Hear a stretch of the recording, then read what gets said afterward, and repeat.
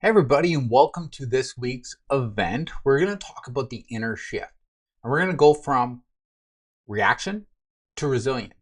Now, on a day-to-day basis, we are filled with different triggers. We're filled with different things that we feel in our mind.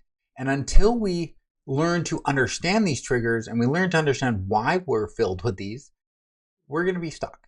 And my friends, I'm done being stuck. Are you done being stuck? But make sure that you really just slowly pay attention, just try to understand why we have triggers. And when we understand why we have triggers, that's when our life is going to begin the inner shift. And when we can shift on the inside to the outside, our life begins to change. And it begins to look more and more of the life that we really want to go to. Now, this is a two-part series. And today we're going to be focusing on the June 9th. It's June 9th. And it's all about emotional triggers and why they hijack us. So we're going to discover what emotional triggers are, why they hit us so hard as first responders, and how trauma rewires the brain. This session is going to break down the science of reactivity, and it's going to help you understand your responses without judgment, which is key, without judgment. And it's going to lay the groundwork for lasting control and healing. Now, part two, which will be June 29th, we're going to begin to reset and rise. And we're going to master that art of response. We're going to understand that, yes, we have triggers, but we want to respond to them in the right way. We're going to learn some practical tools to interrupt emotional hijacks and take back control. And you're going to walk away with a reset framework, which I've used and other clients have used, which is proven to regulation of your strategies and daily resilience rituals, which are designed to help you to respond with strength, no matter what the job throws at you. But you know what? Let's focus just on today, because that's what it's all about. Little content warning, my friends. This webinar, I am going to talk about trauma. I'm going to talk about PTSD. I'll mention some things I've been through. I talk about triggers and different things like that, that other first responders may have faced. So some of this material may be triggering or might bring up some difficult memories. My friends, your health is number one. So please prioritize your well-being. Take breaks, pause the video when it's a recording, and just seek support if anything feels overwhelming, because you're not alone in this journey. And don't try to isolate and do it yourself. And I talk about that within this event. But first, my friends, I want to bring you to this moment with me. I know there are times that we think about what's going on in the past, or we plan and worry about things that haven't happened in the future. My friends, I want you to come back to me right now. I want you to come back and be in this moment. And by doing this, we're going to learn about living in the present moment. And this all begins with a grounding technique. Now, the purpose of this grounding technique is to calm your nervous system and center your attention before diving into this emotional content. Because I don't want you to be triggered by something I say because your mind is off thinking about a past experience you had. If you're here in the moment, you'll understand that you're not triggered, right? You'll understand that you're in a place that you're safe and there is no harm to you right now. So my friends, let's center that attention right now. And this is the 5-4-3-2-1 grounding technique. And we're going to do it together real quick here. I'm going to spend, a couple minutes just doing this. So first of all, my friends, I want you to look around right now. And I'll do this the same. And let's look around and let's see 5 things that we can see. Don't have to say them out loud. Just say them in your head and just bring yourself back to the moment.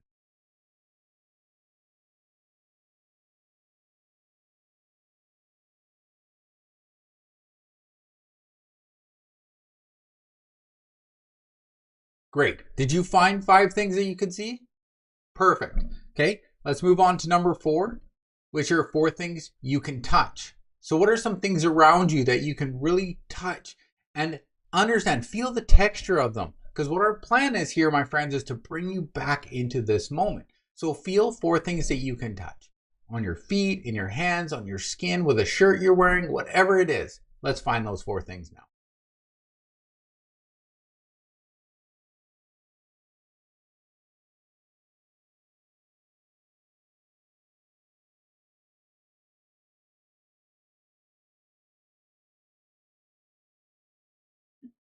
Okay, perfect. You here with me again? Still here?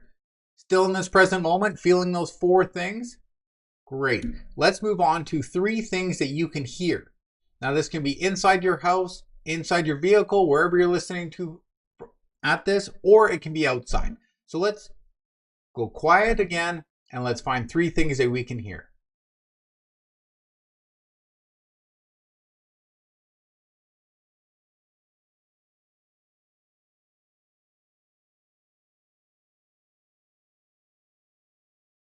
Perfect. Did you hear those 3 things?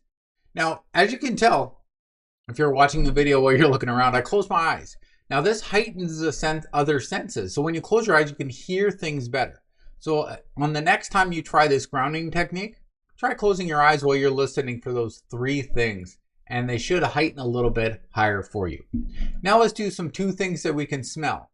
So just breathe deeply, see what you can smell. If you can't smell anything, just, do a couple deep breaths.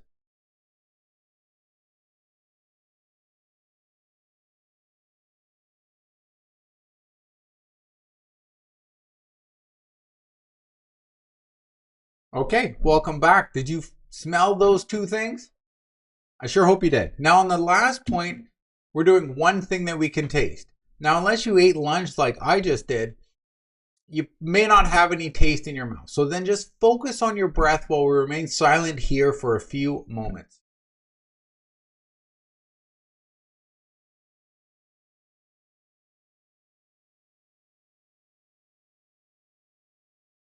And that is it. That is how quick and simple the 5, 4, 3, 2, 1 grounding technique can work. So practice that on your own. If you ever feel like you're drifting or your triggers of your past are coming in or different things from your future are coming in, bring yourself back in this present moment and just acknowledge yourself and know why you're here. Well, let's get on to the course. So this understanding your trigger is not about weakness, it's about wiring. And what we're doing today is we're going to learn to rewire our minds. We're going to learn to try to understand why the triggers are happening to us and what they mean. And then next on part 2, we're going to create the trigger plan. So when you have a trigger, you know what you're going to do to respond to it. But what are triggers? So a trigger is anything internal or external cue, right? Such as sight, sound, smell, words, situations that activate a memory, or physical response to a related past trauma. Now, before I was a federal correctional officer, I was a licensed embalmer, which means I worked on deceased people.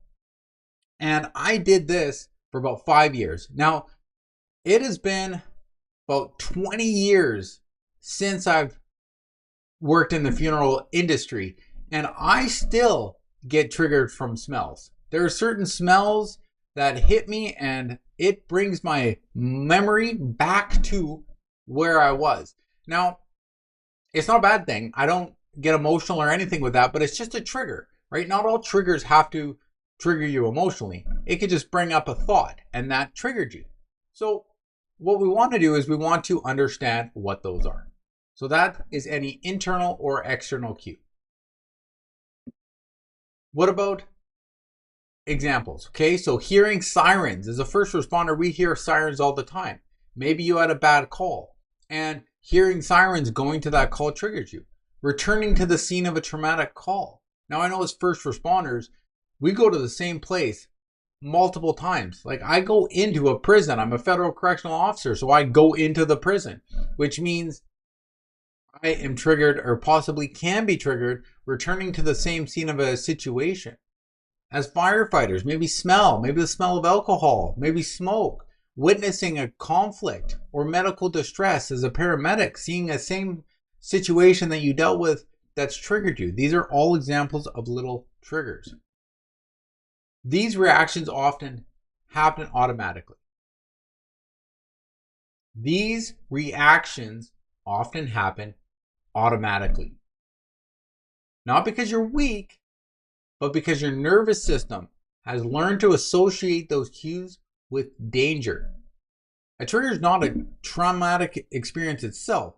It's the reminder that's triggering you of what happened that reactivates your brain and your body's survival response. The number one thing our body wants to do is survive. So anytime it hints danger, regardless if it's real or if it's your memory bringing that real situation back up, it's going to go into fight, flight, or freeze response. And this is done when your amygdala is activated. Now we're going to talk about the amygdala coming up next, but I want you to ask yourself this prompt. So pause the video or come back to it and ask yourself this question. What hits me the hardest? What triggers really kind of hit me the hardest? Is it sound? Is it a smell?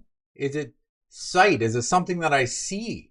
What is it? Because when you understand what hits you the hardest, that's when you're going to be able to create that trigger plan and know what you're going to do on the other side of it. So that's why today we're going to concentrate on what hits me the hardest and what triggers truly are. So again, we're going to jump into the brain on trauma. So a quick dive into the amygdala, the prefrontal cortex, and the nervous system. So the amygdala is just as small. It's not that big. It's actually where the point is it's a small little smoke detector that it should say scans, not scams. We don't scam things, but it scans for danger 24/7. We're always protecting ourselves. And then after the trauma, it's like, I've been hurt. I don't know. I need to protect myself even more. So it goes into a hyperactive response and then goes off even if there is no threat. Now, so that's when like children or young adults who haven't experienced great trauma in their life yet don't have this heightened response, don't have this hyperactive amygdala. It's like a friend of mine was telling me his son actually like would do flips off his roof onto his trampoline. Like as an adult, my amygdala is a little bit heightened to a reaction of what could happen if I were to try a flip off a roof onto a trampoline. Probably not going to go well, but I perceive that danger. And as a young adult, they don't, because they don't have the experience. But after you experience some certain things in life, you begin to protect yourself because that's your amygdala that's protecting you. And it can even come down to simple things like loud noises.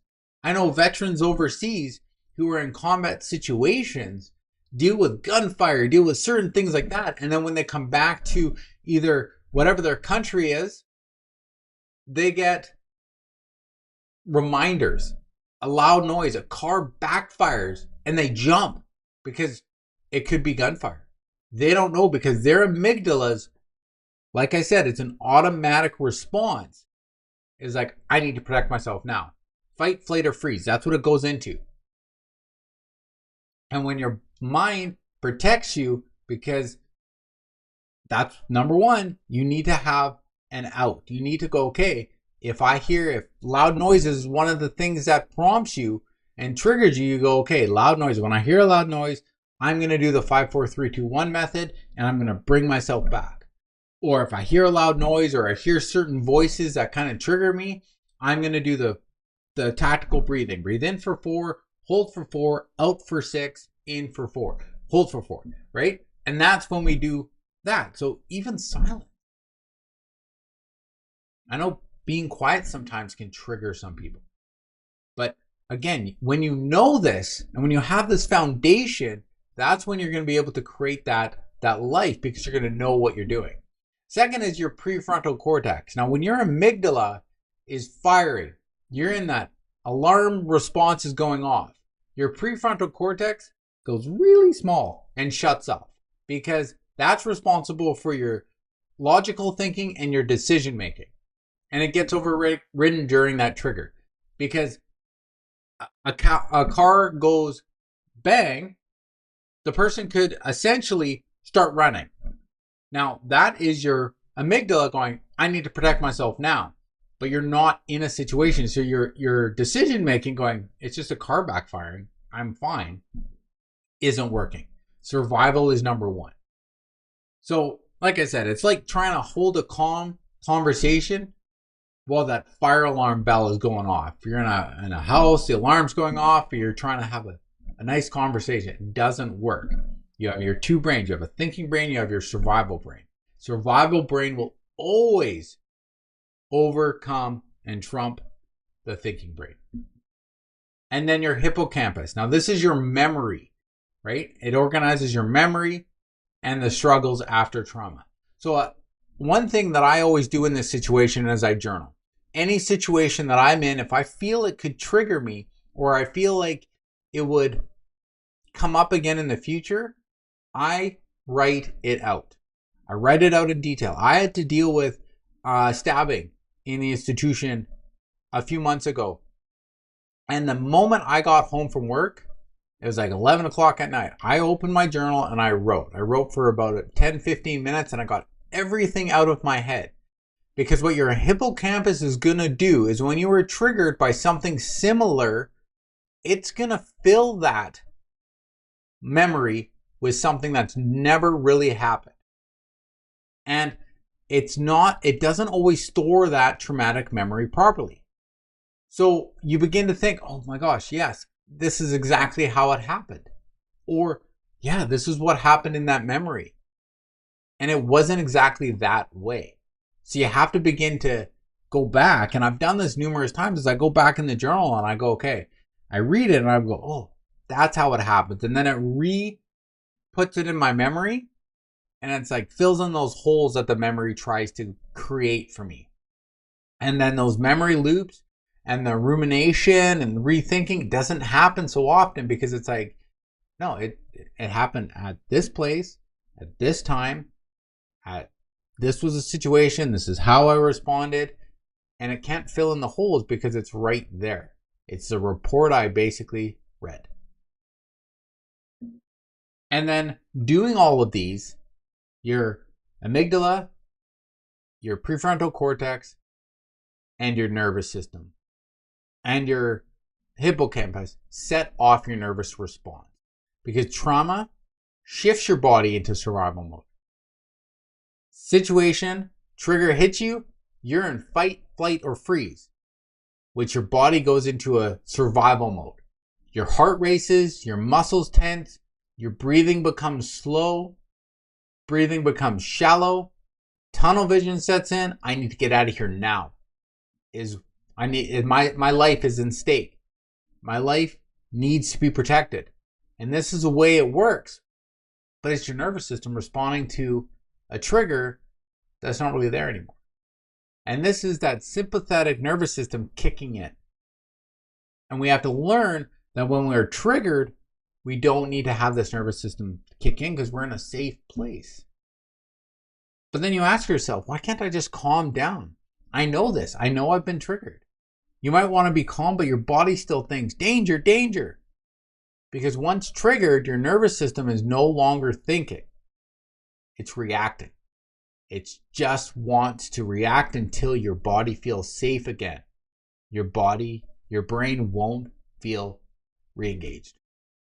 If you're not safe, if you're having these triggers, your adrenaline's going, your heart's racing, until you can calm that down, your body will not be safe.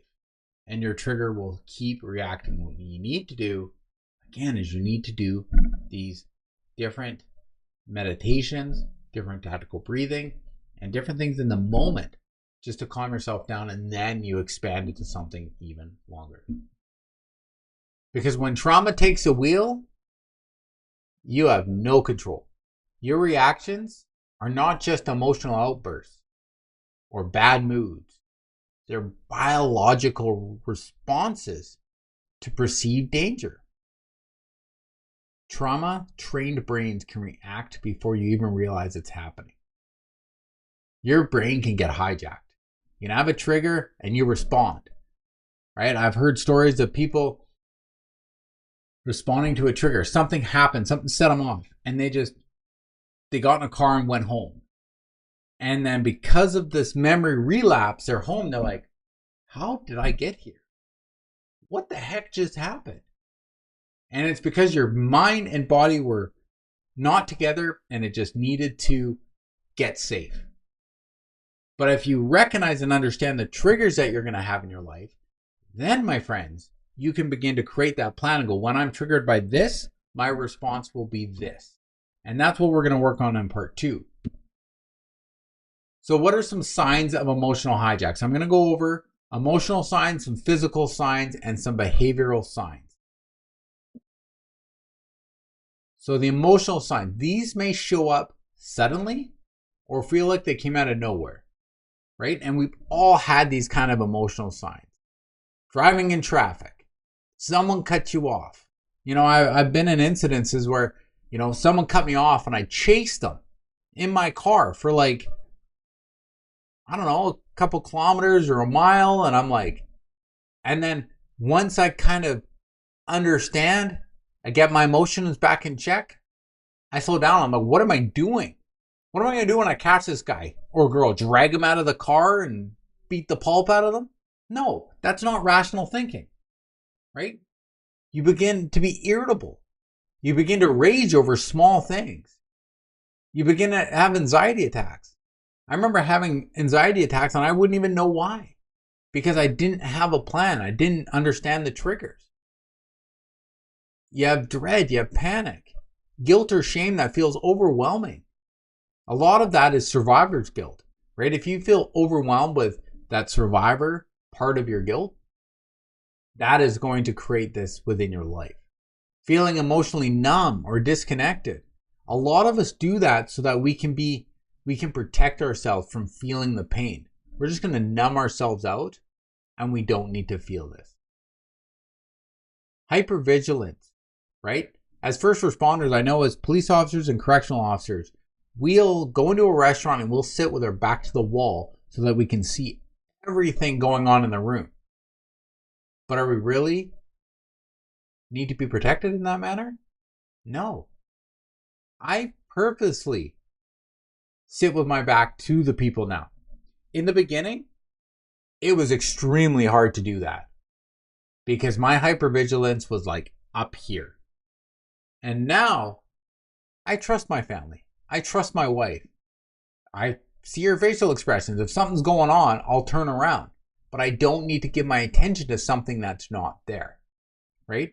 As the photo says, it's an internal pressure gauge. And if you don't get these emotional signs in check, you're going to explode, and you're going to explode in the wrong way, in the wrong time. Now let's talk about those physical signs. What when emotional hijack feels like to the body. You get dizzy, you get lightheaded, your heart's racing, you're sweaty, you get clenched hands, you feel sick to your stomach. Because this is your nervous system's fight, flight, or freeze signals.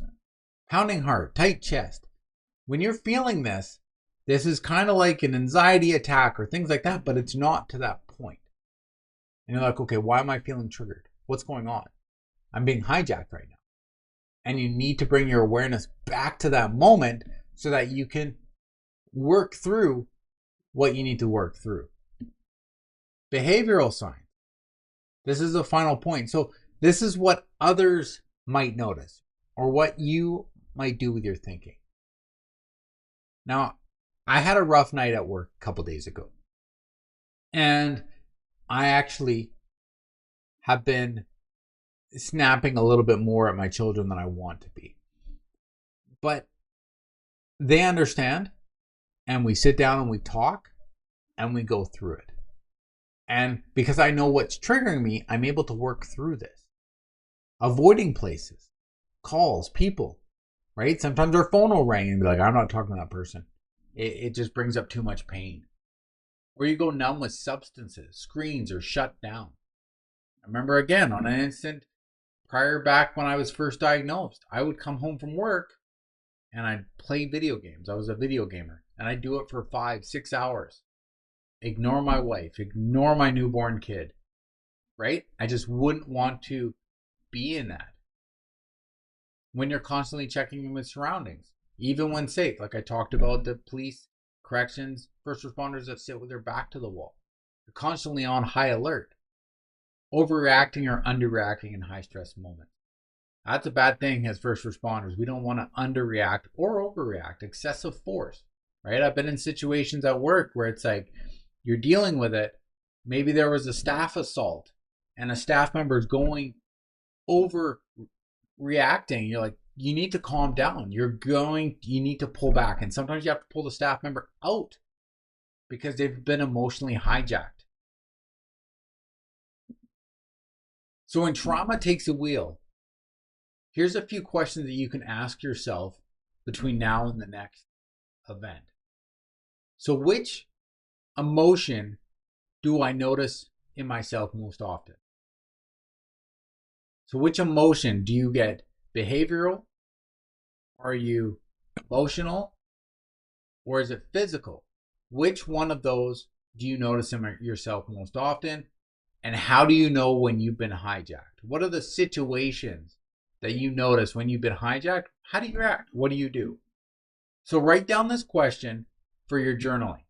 What does it feel like when I'm not in control of my reaction? What does it feel like when I'm not in control of my reaction? Because when you're out of control, you could be numb. You could be angry. Maybe you're just, hijacked. What's it feel like for you? The hidden costs of living in survival mode. What is survival mode? Survival mode is basically just trying to make it through that day. I'm just trying to make it through the day. I'm just trying to survive.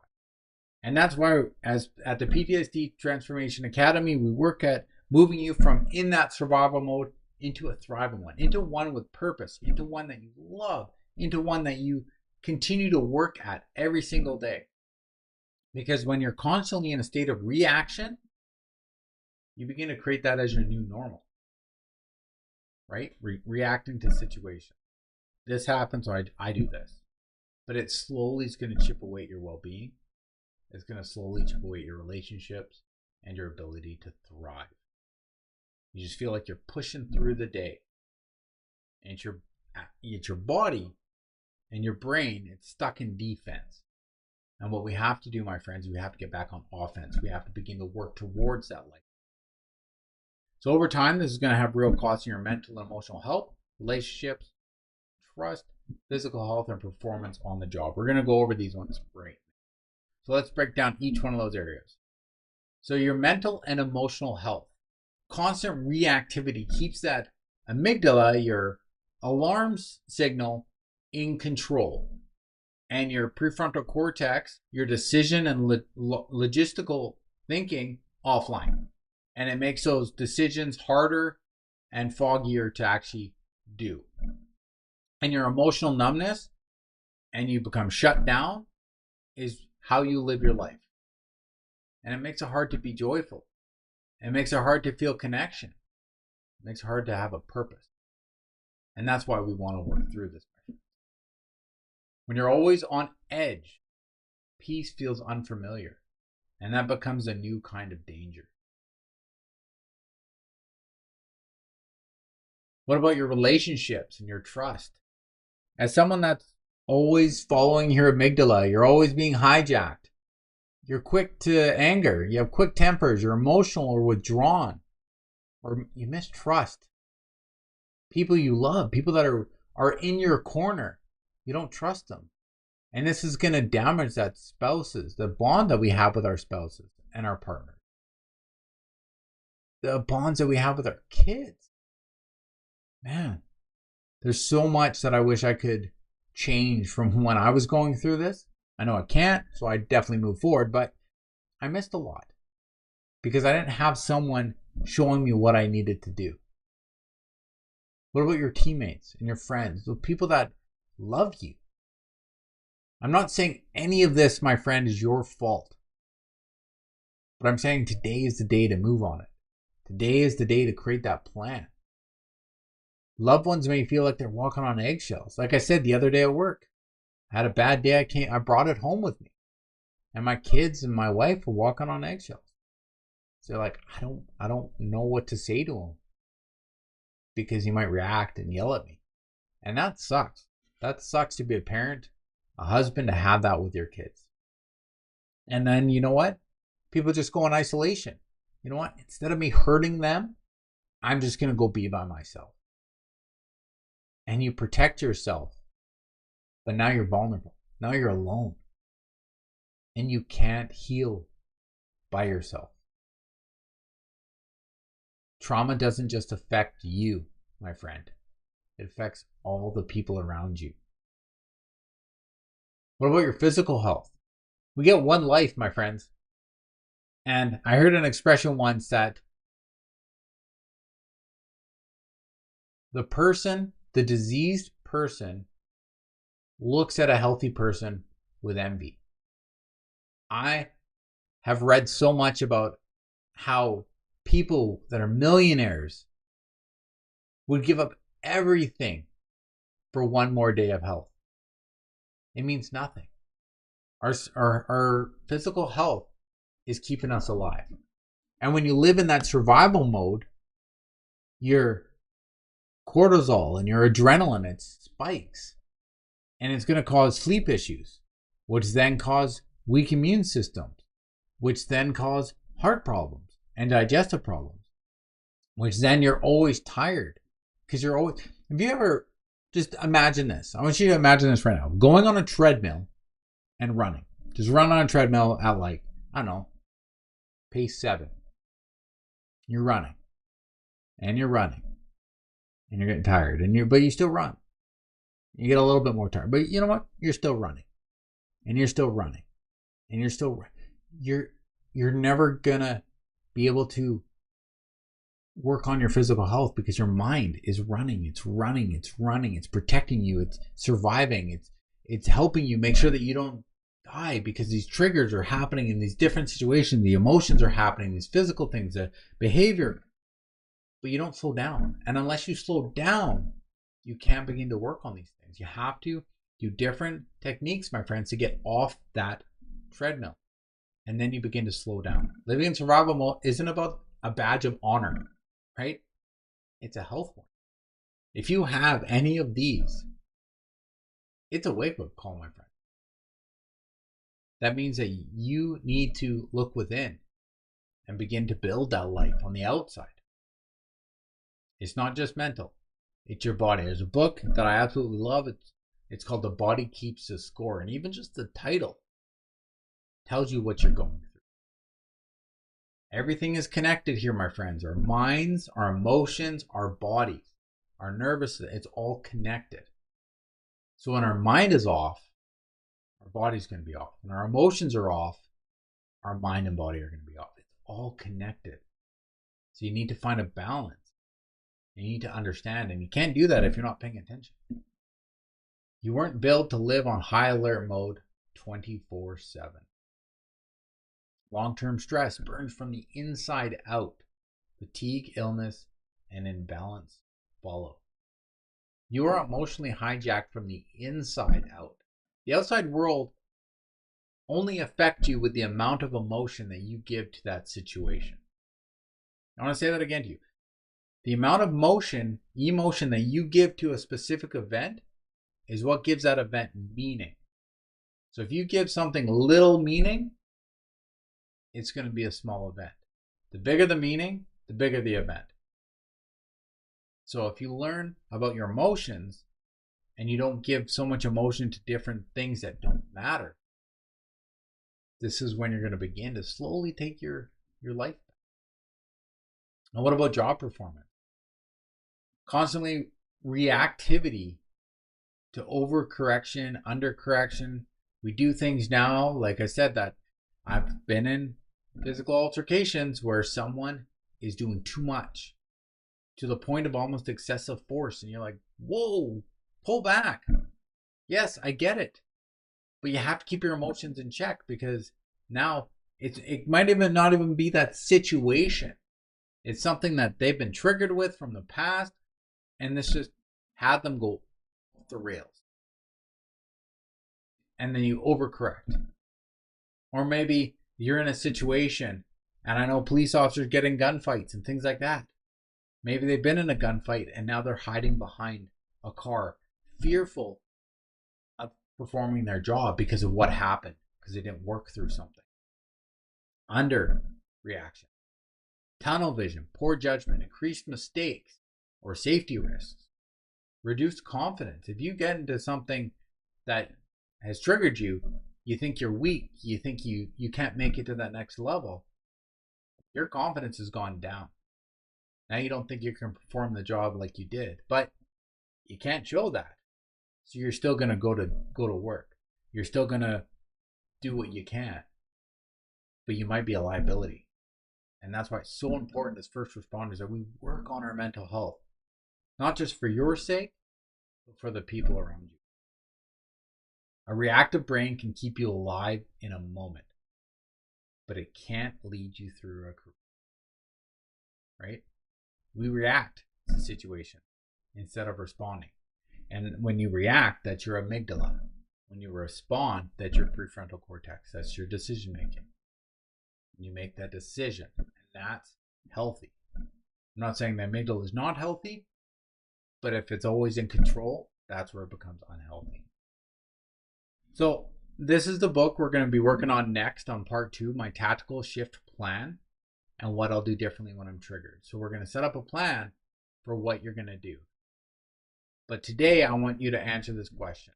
Just prep it so that when next week we can, or on the 29th, we can figure this out. What do I want to do differently the next time I am triggered? Ask that question. What do I want to do differently the next time I'm triggered?